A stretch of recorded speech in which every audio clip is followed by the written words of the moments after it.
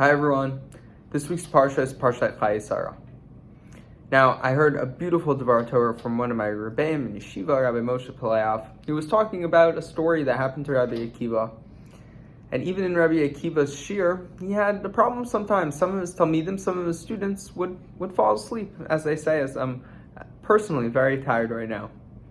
But what would he tell his students? What would Rabbi Akiva tell his students? He'd tell them, do you know that Queen Esther from the Purim story ruled over 127 provinces that all corresponded to the 127 years of Sarah's life?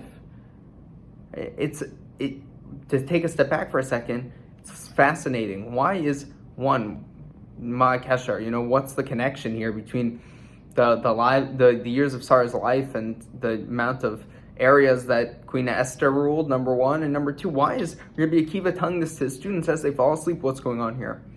Well, there's a really beautiful message that comes out of this and quite impactful right now, that if you think about it, if that's really the case, that every single of the 127 areas that Queen Esther ruled corresponded to years in Sarah's life, then every 1 year corresponds to one city, meaning 1 month corresponds to, or 1 year corresponds to one major area. So 1 month probably corresponds to like a village, a town, something along those lines, which then means 1 day, maybe a block, right?